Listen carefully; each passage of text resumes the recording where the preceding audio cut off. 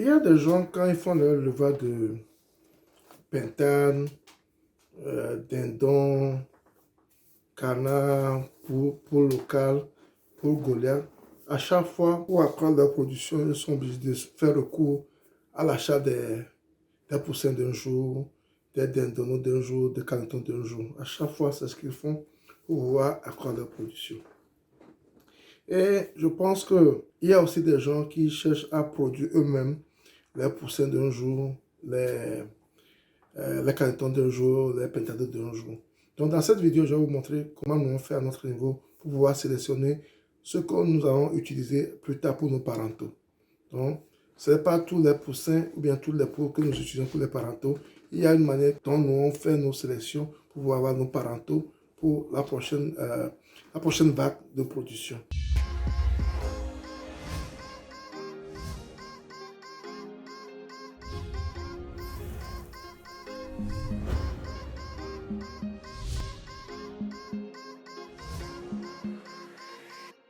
Si tu me découvres pour la première fois, mon nom c'est Sabi Aliati.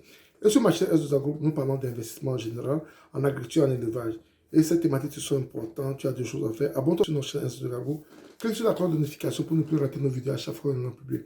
Ensuite, partage-le au maximum pour qu'elle puisse atteindre plus de personnes. Et surtout, n'oublie pas de pouce. Ça permet à YouTube de propager nos vidéos à plus de personnes.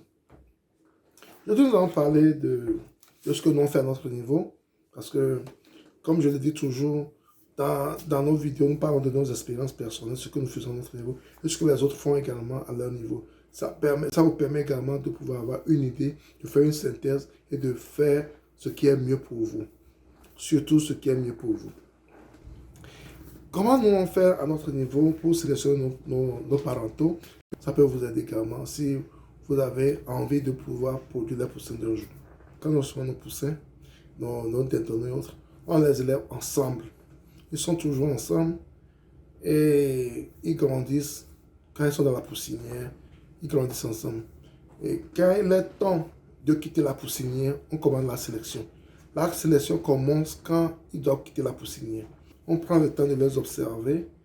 On voit ceux qui sont en forme, ceux qui grandissent très bien, ceux qui n'ont pas d'anomalie. Parce que quand vous prenez les poussins qui sont en forme, vous avez la chance d'avoir de bons parentaux et de surcroît de bons nouveaux petits. Donc c'est ce qu'on fait à notre niveau. On essaie de les sélectionner. On voit les poussins qui sont en forme, on les met de côté.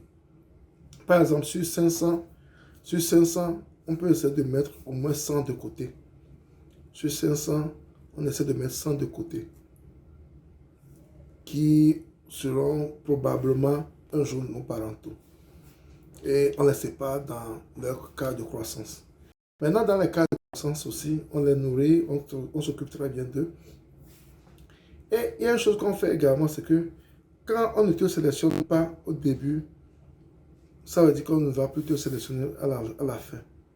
Parce qu'on peut avoir un poussin qui n'était pas sélectionné au début, mais après on se rend compte que parmi les autres qui ne sont pas sélectionnés, elles se développent très bien. On ne le sélectionne pas parce qu'il a déjà raté sa sélection. Nous sommes très stricts dans notre sélection pour pouvoir être sûr d'avoir de très bons parentaux.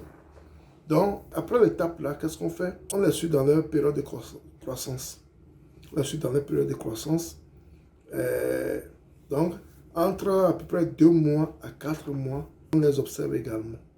Des fois même, après 1 mois, on les observe. Disons, entre 2 mois et 3 mois, on les observe. On observe ce qu'on a déjà réservé pour les parentaux. On les observe et on fait une autre sélection. On fait une autre sélection qu'on met à part. Donc, ceux qui quittent là-bas s'approchent de nos parentaux. Ils s'approchent très bien de nos parentaux. Ils sont encore sélectionnés là-bas. Après 1 mois, on fait encore la sélection. Et jusqu'à 4 mois ou 5 mois, où on arrête la sélection.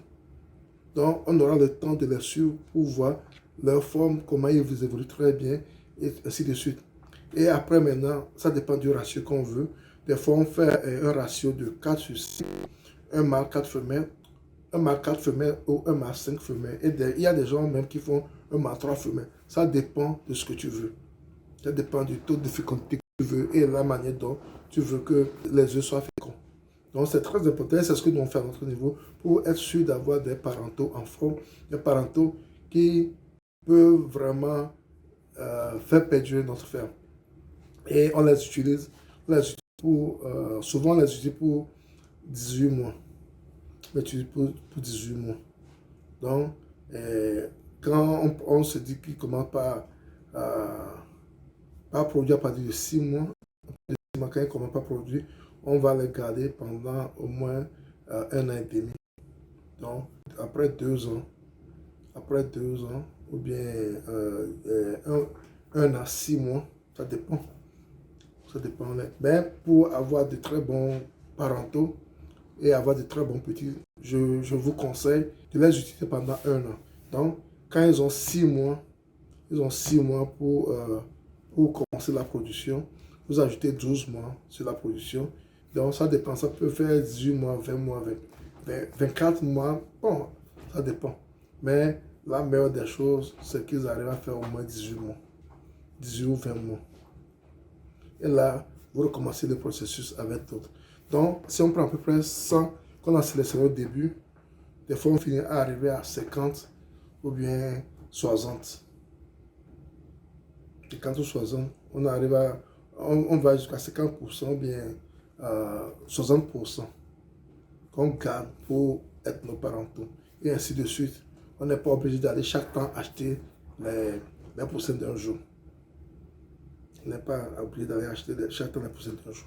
Donc, on le fait ainsi pour la production de nos pentados, de nos poulets goulettes. Et après une période, vous pouvez renouveler la production en achetant d'autres souches. En achetant d'autres souches pour recommencer le processus.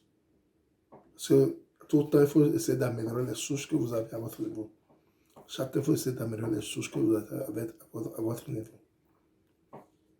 Donc, c'est un travail vraiment qu'il faut prendre à cœur pour être sûr que votre ferme va grandir et va bien grandir également. Parce que la sélection des parentaux est très, très capitale pour la suite de votre production. Quand vous avez de mauvais parentaux, il faut savoir que les poussins ne seront pas en forme et que la production ne va pas être en forme. Et on ne peut pas acheter chaque temps les poussins d'un jour quand on peut les produire. Quand on peut les produire, c'est mieux de les produire. Ça vous réduit les coûts de la production globale. Et tu peux aussi vendre les poussins d'un jour. Quand tu as de très bons parentaux, tu peux aussi commencer par vendre les poussins d'un jour. Donc, c'est très important d'être autonome des fois sur certains points quand tu fais ce travail, quand tu fais ce métier. Si tu as aimé la vidéo, partage-la au maximum pour qu'elle puisse atteindre plus de personnes. Toi-même, abonne-toi à notre chaîne S de Gagou. Clique sur la cloche de notification pour ne plus rater nos vidéos à chaque fois qu'on en a publié. Ensuite, un pouce est très bienvenu car ça va permettre à YouTube de plus partager nos vidéos à plus de personnes. Quand nous avons besoin d'une communauté, une grande communauté, une communauté forte pour faire ce métier qui nous est tous à cœur. Merci, c'était Sabi. À la prochaine.